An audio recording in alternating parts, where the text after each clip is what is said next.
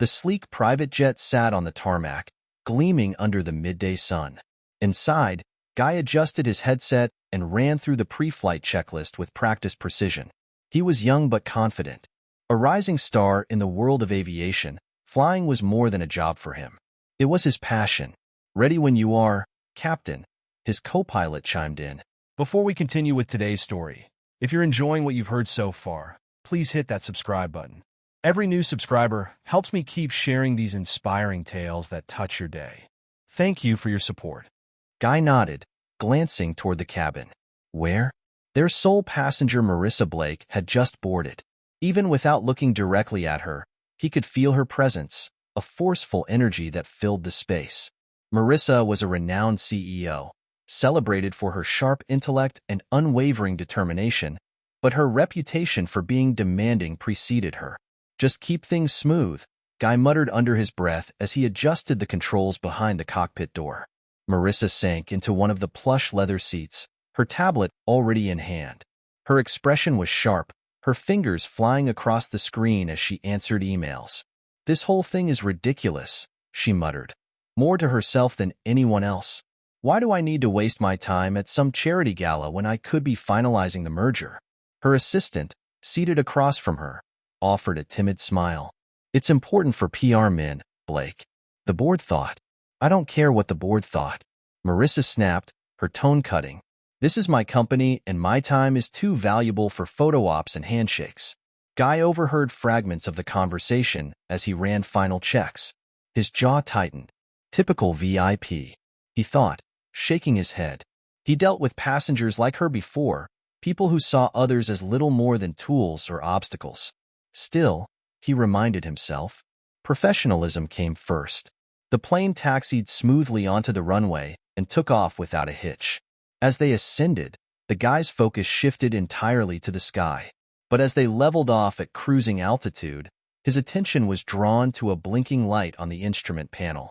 "Strange," he murmured, leading closer. "What's up?" his co-pilot asked. "Just a small anomaly," the guy replied, frowning. He toggled a switch and checked the radar. His heart sank. "Storm system ahead," he said. His tone clipped. "Looks like it's forming faster than expected." He toggled the intercom. "Miss Blake, this is your captain speaking. We've encountered some unexpected weather patterns. It may get bumpy, so I'd recommend you stay seated and fasten your seatbelt." Marissa's voice came back, terse and distracted. "Noted. Just get me there on time." Guy sighed. Of course, she doesn't care. But his instincts told him something wasn't right. The storm was intensifying at an alarming rate, and the turbulence began to ripple through the aircraft. In the cabin, Marissa barely looked up from her laptop as the plane shuddered. Her assistant clung nervously to the armrests, glancing toward the cockpit door. "Shouldn't we be worried?" the assistant whispered. "Not unless the captain tells us to be," Marissa said curtly. "Just focus on the press, brief." But the turbulence grew worse. Overhead compartments rattled and the lights flickered. "Mayday, mayday." Guy's voice crackled over the intercom, snapping. "Marissa is out of her work. We've lost engine power. Preparing for emergency landing." "What?" Marissa exclaimed, her laptop sliding off the table as the plane lurched violently in the cockpit. Guy's hands moved with precision and speed, his calm exterior masking the adrenaline coursing through him. He glanced at his co-pilot, who was pale but focused. "We're going down," Guy said grimly. "Brace for impact." As the plane plummeted, the sound of rushing wind and warning alarms filled the cabin. Marissa clung to her seat, her heart racing as fear took hold. For the first time in years, she felt completely powerless.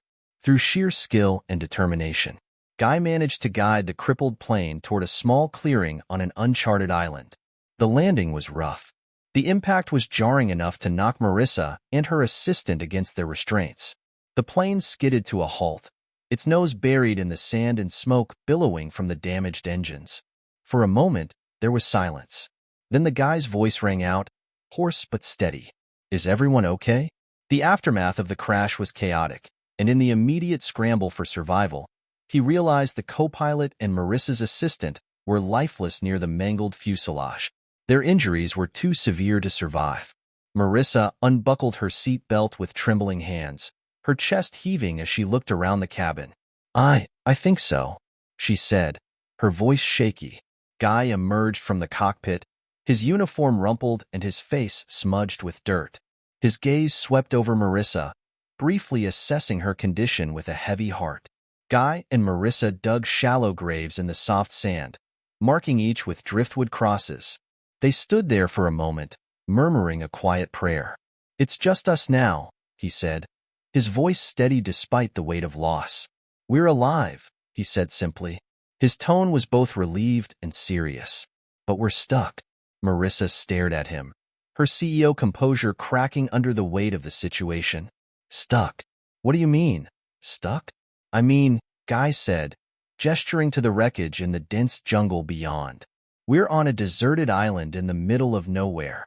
The radio's fried, the plane's totaled, and no one knows we're here." Marissa's breath caught in her throat. She looked at Guy, then at the wreckage around her and realized the truth of his words. This wasn't just a delay. This was survival. The first morning on the island was harsh and unforgiving. Marissa woke to the sound of waves crashing against the shore and the distant cries of seagulls. She blinked against the glaring sunlight, her body aching from the rough landing around her. Remnants of the plane were scattered, and the realization of their situation hit her like a wave. The guy was already up. He stood a few feet away, studying the horizon with a determined expression.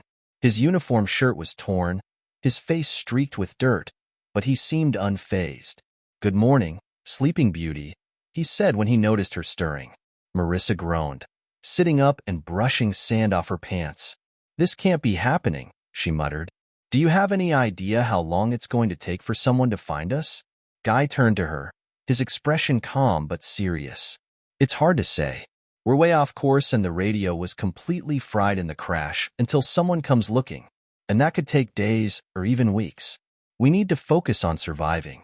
"Surviving?" Marissa echoed her tone, incredulous. "I'm not a castaway, Guy. I run a multi-billion-dollar corporation. I have meetings and deadlines." "Well," Guy interrupted, "unless you can conference call a coconut, those deadlines will have to wait." Marissa shot him a glare, but Guy was already moving. "Stay here. I'm going to scout the area and see if there's fresh water nearby." By midday, Guy had returned with a handful of coconuts and a plan. "There's a small stream a few hundred yards that way," he said, pointing toward the dense jungle. "It's fresh water. We'll need to build something to collect it, but it's a start." Marissa wrinkled her nose. "You expect me to drink from a stream? What about bottled water? Surely there's something left in the wreckage." Guy sighed, his patience thinning. "Most of the supplies burned in the crash. Whatever's left will last us more than a day or two. This is our best option." Marissa crossed her arms. "You seem to know a lot about this. Do you moonlight as a survivalist or something?" "I was a scout growing up," the guy said simply, "and I'd been trained for emergencies like this. It's part of being a pilot." "Well, good for you," Marissa muttered, sinking into a piece of driftwood. Guy studied her for a moment, his frustration growing. She was clearly out of her depth, used luxury, control, and solutions at her fingertips. But here, none of that mattered. "Look," he said, his tone firm but not unkind. "I get that this isn't the life you're used to, but out here, we're equals. If we're going to survive, we both need to pitch in. So, are you with me or not?" Marissa stared at him, her pride battling with the reality of their situation. Finally, she exhaled and nodded. "Fine. What do you need me to do?" Over the next few hours, Guy showed Marissa how to crack open coconuts for water, weave palm fronds for a makeshift shelter, and start a fire using scraps of metal from the wreckage. It wasn't easy. Marissa struggled with tasks that seemed second nature to Guy, and her frustration often boiled over. "This is ridiculous," she snapped after her fifth failed attempt to spark a fire. "Why do I even need to learn this? Isn't this your job?" "My job," the guy said evenly, "was to get you to your destination safely. Since the plane is out of commission, I'm improvising. And so are you." Marissa threw the sticks down, glaring at him. "You're enjoying this, aren't you?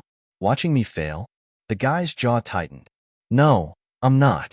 But I am trying to keep us alive." It would be a hell of a lot easier if you stopped fighting me at every turn. They stared at each other for a tense moment before Marissa looked away, her shoulders sagging. This is just not what I'm built for, she admitted, her voice quieter. The guy softened slightly. No one's built for this, Marissa. You adapt or you don't make it. That's how it works. By evening, they had managed to build a small shelter and start a fire. As the flames crackled, casting flickering light across the beach, Marissa sat beside Guy, her exhaustion evident. I guess I should thank you, she said grudgingly. Guy smirked. Don't strain yourself. She gave him a sideways glance, but couldn't help the faint smile that tugged at her lips. Despite her initial irritation with him, Marissa had to admit the guy's resourcefulness was impressive. As she leaned back against the driftwood, the reality of their situation settled over her again. They were alone, isolated, with no guarantee of rescue. But for now, at least, they had each other and a fire to keep the darkness at bay. The storm hit with a ferocity neither of them had expected. It started with a low rumble of thunder in the distance, but within an hour the sky had turned an angry gray, and sheets of rain pounded the island. The wind tore through their makeshift shelter, scattering palm fronds and sending their few belongings tumbling across the beach. Get down, Guy shouted over the roar of the wind, grabbing Marissa's arm and pulling her under. What little cover remained. The two of them huddled together, drenched and shivering as the storm raged around them. The once calm ocean now churned violently, waves crashing against the shore with deafening force. This isn't going to hold, Guy yelled, his voice barely audible over the storm. What do we do? Marissa shouted back, her voice trembling.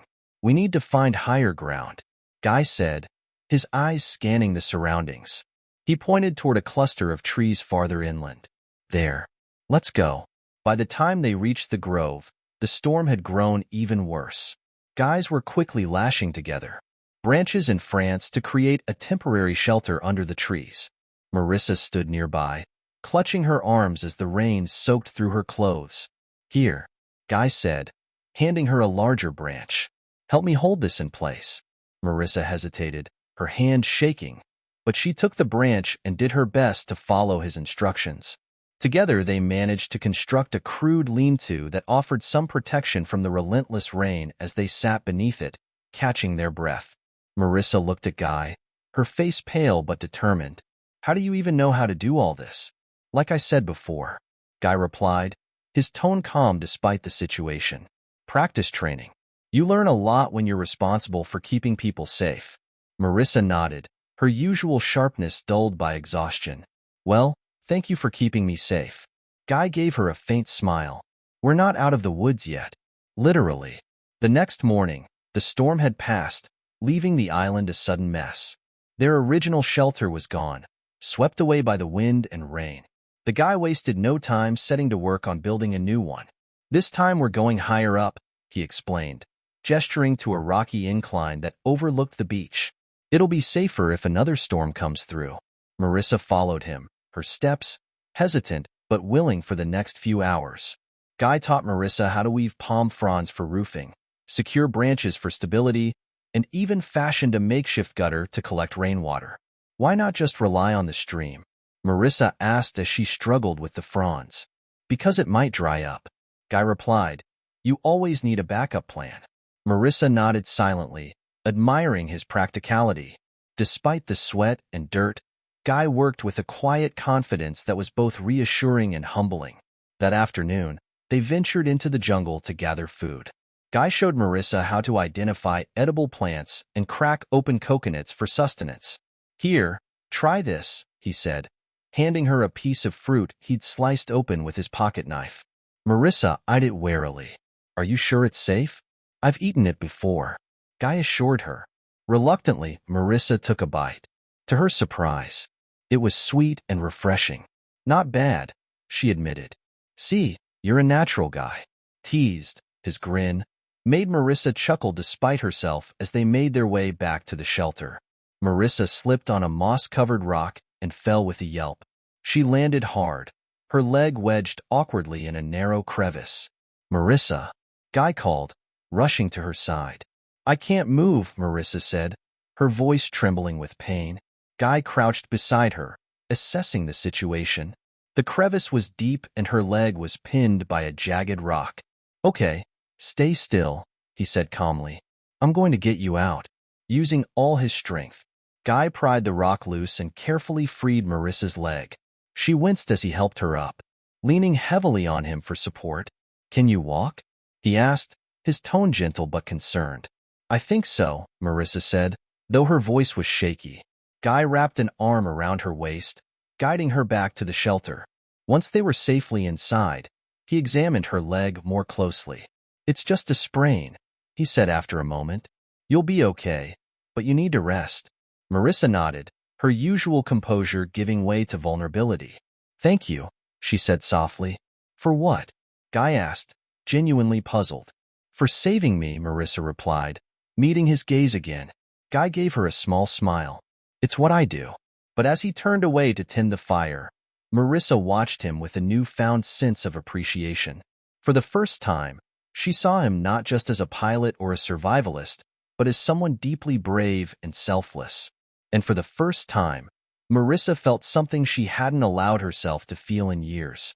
Gratitude and something deeper she couldn't quite name. The crackling fire cast flickering shadows on the sand. Its warmth is a welcome reprieve from the cool night air. Marissa sat cross-legged beside it, staring into the flames as if they held the answers to questions she couldn't voice. Guy sat across from her, his hands busy whittling a stick with his pocket knife, though his attention was only half on the task. The silence between them wasn't uncomfortable, but it was heavy, filled with unspoken thoughts.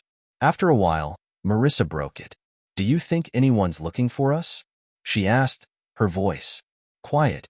Guy looked up, his expression thoughtful. "Probably," he said, "but the storm threw us so far off course that it might take them a while to figure out where to look." Marissa nodded, her shoulders sagging slightly. "It's just hard not knowing." "I get it," Guy said, setting the stick aside. "But we've got a good setup here. We're surviving. That's what matters right now." Marissa let out a soft, humorless laugh. "Surviving," she repeated. "I've spent my entire life trying to do more than just survive. Always pushing, always achieving. And now I'm here, struggling to start a fire or open a coconut." Guy leaned back, studying her. "Why do you push yourself so hard?" Marissa hesitated, the question catching her off guard. "Because I have to," she said finally. "People expect it from me, my board, my employees, my family. They all think I have everything figured out, that I'm invincible. If I let them see me struggle, it feels like I'm letting them down." She looked at Guy, her eyes reflecting the firelight. "Do you know what it's like to have everyone depend on you to feel like you can't afford to fail?" The guy didn't answer right away. Instead, he leaned forward, resting his elbows on his knees. "Yeah," he said softly. "I do." Marissa tilted her head, surprised. "You do?" Guy nodded, his gaze distant. "When I was 15, my parents died in a car accident. It was just me and my younger sister after that. I had to grow up fast, make sure she was fed, get her through school, and keep things together." Marissa's expression softened.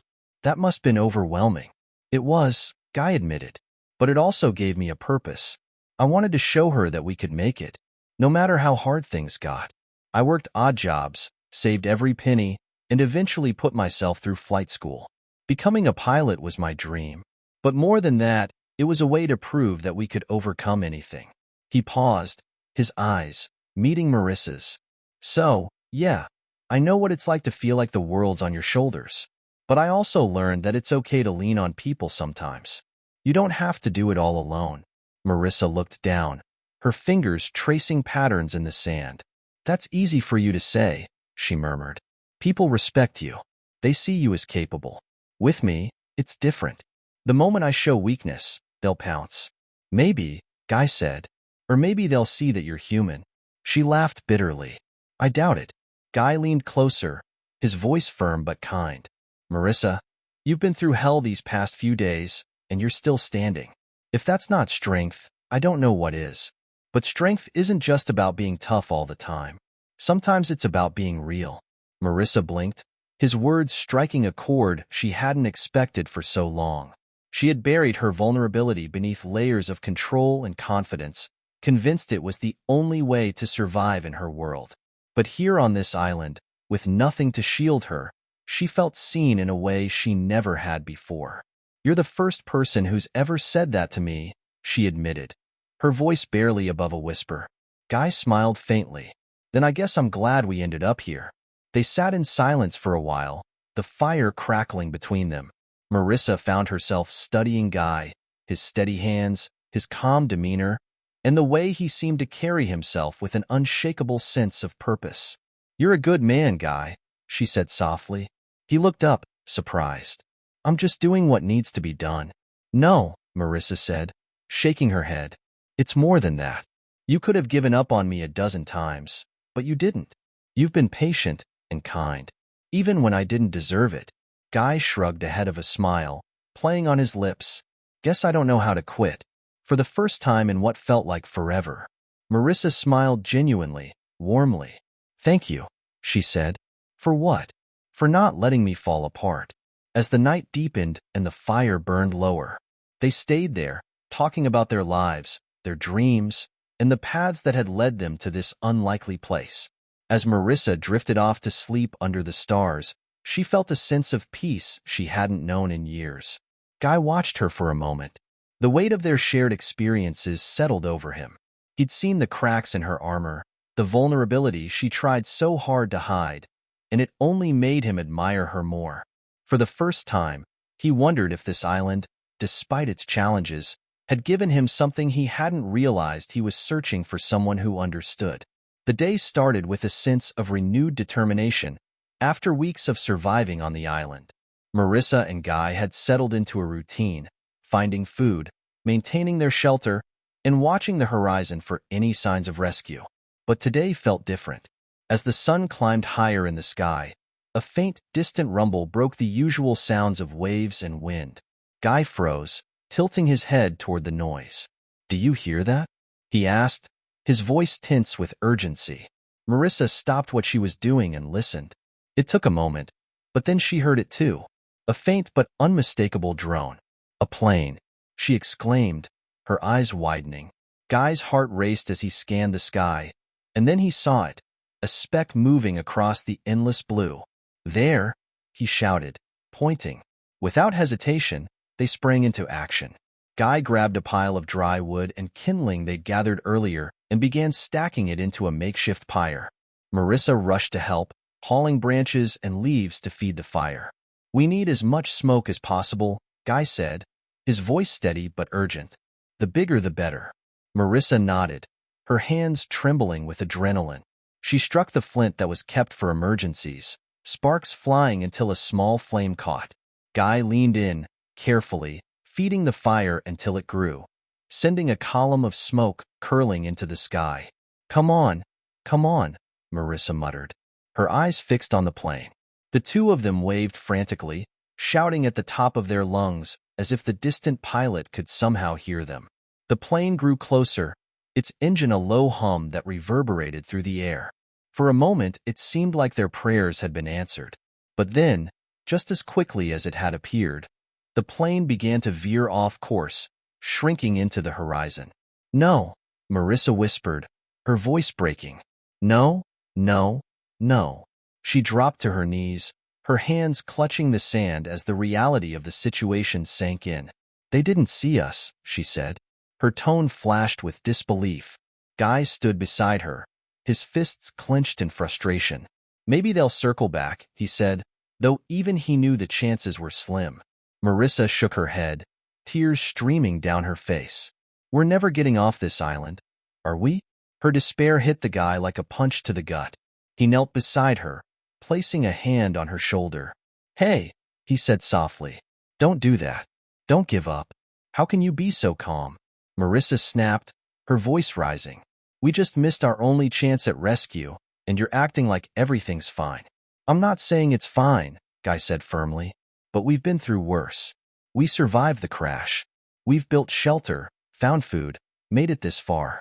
We can keep going. We just have to stay hopeful."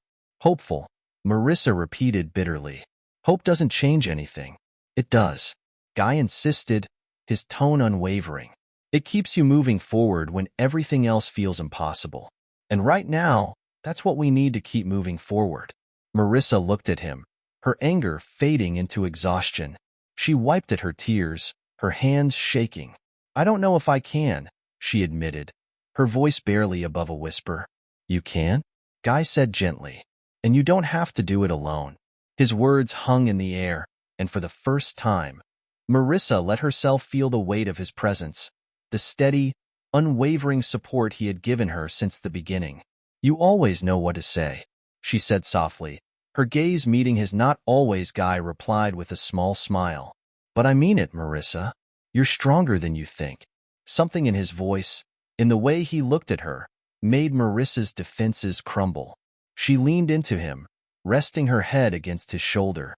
I don't think I've ever felt safe before, she admitted, her voice barely audible. Not really, but with you I do. Guy's breath hitched, her words catching him off guard. He wrapped an arm around her, holding her close. You're not alone, Marissa, he said quietly. Not as long as I'm here. They sat like that for a long time, the fire crackling softly beside them as the sun dipped lower in the sky. It wasn't the rescue they had hoped for, but in that moment it felt like they had found something equally important: a connection, a sense of solace in each other. As the night fell, Guy stoked the fire, ensuring it would last until morning. Marissa watched him, her heart heavy but steady by his presence. She knew the road ahead wouldn't be easy, but for the first time in weeks, she felt a glimmer of hope, not just for survival, but for something more. The morning was calm, the waves gently lapping at the shore as sunlight streamed through the canopy of trees. Guy was walking along the beach, as he did every day, searching for anything useful the ocean might offer. Most days it was driftwood or bits of seaweed. Nothing significant. But today was different. A glint of metal caught his eye near the waterline. Guy hurried over, brushing sand off the object. His heart skipped a beat as he realized what it was. A piece of the plane's communication paddle. He examined it closely, his pulse quickening, though damaged. The panel appeared to contain an intact transmitter. It wasn't much, but it might be enough to send a distress signal. Marissa, Guy called, running back to their shelter. Marissa emerged, wiping her hands on her pants. What is it? She asked, her brow furrowing at his urgency. Look, he said, holding up the paddle. It's from the plane. The transmitter is still here. If I can get it working, we might be able to signal for help. Marissa's eyes widened. Do you think it'll work? I don't know, Guy admitted, but it's worth a shot. For the next several hours, Guy worked tirelessly to repair the transmitter. Marissa stayed by his side, fetching tools from the survival kit, holding pieces steady and offering encouragement when his frustration threatened to boil over. As the sun began to set, dark clouds rolled in, signaling an approaching storm. This isn't good, Marissa said, glancing nervously at the sky. I know, Guy replied, his hands moving quickly over the panel. But I'm close. Just a little longer. The wind picked up and rain began to fall in heavy drops. Marissa held a tarp over a Guy, shielding the delicate equipment as best she could. Are you sure this is safe? She asked, shouting to be heard over the rising wind. No choice, Guy said grimly. If we wait, the transmitter might get damaged beyond repair. As the storm intensified, the Guy's fingers worked with precision, soldering wires and reconnecting circuits. Marissa watched him, marveling at his focus and determination despite the harsh conditions. Almost there, Guy muttered, tightening a final screw. He flipped a switch and the transmitter crackled to life. It's on, Marissa exclaimed, her voice a mix of relief and disbelief. Guy grabbed the small microphone attached to the panel. Mayday, Mayday, he said. His voice was steady. This is Flight 319 requesting emergency assistance. Coordinates. Do you copy? For a moment, there was only static. Then, faintly, a voice crackled through the speaker. Flight 319, this is Coast Guard Command. We hear you. Hold your position. Assistance is en route. Marissa let out a laugh of pure joy, tears streaming down her face as she hugged Guy tightly. You did it, she said, her voice trembling. Guy smiled, his exhaustion replaced by a wave of relief. We did it, he corrected. Hours later, the sound of helicopter blades filled the air. Cutting through the storm, a searchlight swept across the beach before locking onto their makeshift shelter. "They're here," Marissa shouted, waving her arms. The helicopter descended and a team of rescuers emerged, guiding GUI and Marissa aboard. As they lifted off, Marissa stared down at the island that had been both their prison and their sanctuary. She turned to GUI, her expression soft. "Thank you," she said, her voice thick with emotion. "Not just for this. For everything. You saved me, Guy, more times than I can count." Guy met her gaze, his heart pounding. The words he'd been holding back for days suddenly felt impossible to contain. "Marissa," he said, his voice quiet but steady. "I didn't just save you because it was my job. These past few weeks, being with you and surviving with you, have changed me. I've never felt this way about anyone before." Marissa's breath caught as his words sank in. She didn't respond immediately, her mind racing, but her eyes filled with gratitude and something deeper. Told Guy all he needed to know. As the helicopter soared away from the island, Guy and Marissa sat side by side, their silence speaking volumes. At that moment, the rescue was more than just leaving the island. It was finding something they hadn't known. They were missing each other. Life after the island was a whirlwind. Marissa returned to her high-powered world of boardrooms, contracts, and endless meetings, while Guy resumed his life as a pilot. Though they had escaped the island, they couldn't escape the memories of their time together or the connection they had forged in the face of survival. For weeks, Marissa found herself thinking about Guy, his steady presence, his quiet courage, and the way he had shown her what it meant to truly rely on someone. Every time she sat in her corner office or attended another corporate gala, she felt an ache for the simplicity and honesty of the island and for the man who had shared that experience with her. Guy too couldn't get Marissa out of his mind.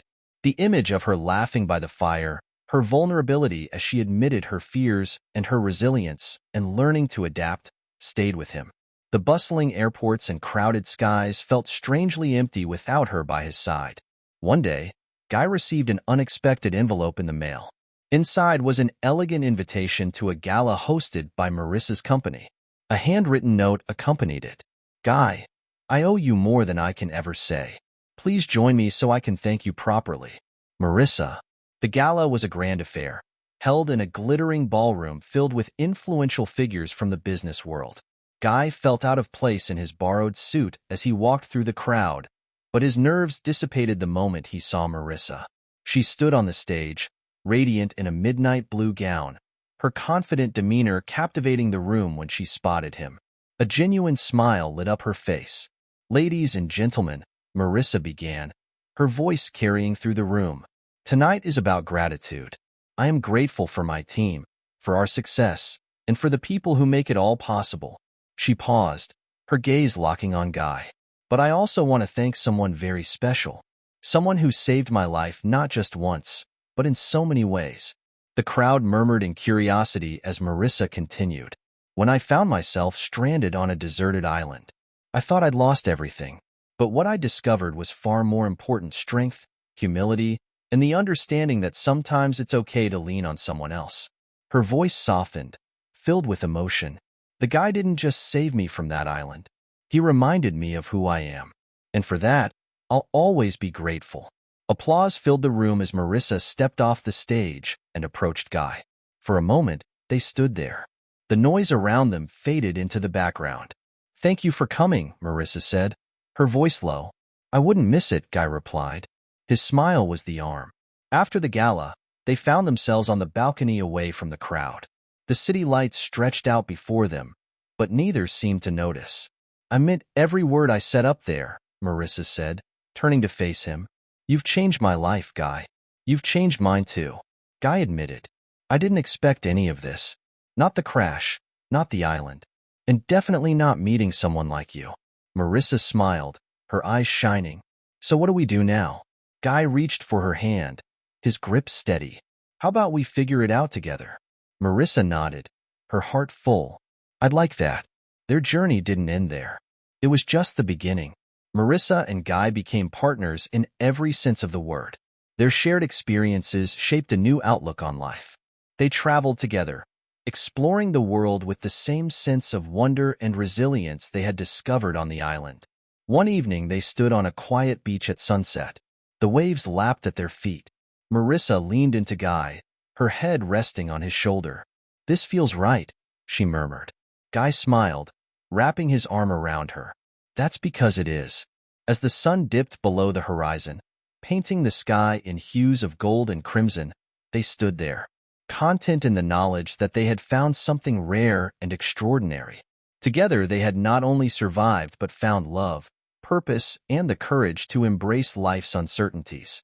Hand in hand, as the sun sets on Marissa and Guy's incredible journey, we're reminded that life's most unexpected challenges often lead to the most profound discoveries about ourselves, about others, and about love. Their story is one of resilience, connection, and finding hope in the face of adversity. If this story touched your heart, don't let it end here. Subscribe to Soul-Stirring Stories, where we bring you more tales of love, courage, and transformation that will inspire and warm your soul. Click that subscribe button, turn on notifications, and join our community of story lovers. Share this video with someone who needs a reminder that even in life's most uncertain moments, we can find strength, hope, and maybe even a little bit of magic. Thank you for watching, and we'll see you in the next story. Until then, keep believing in the beauty of the human spirit.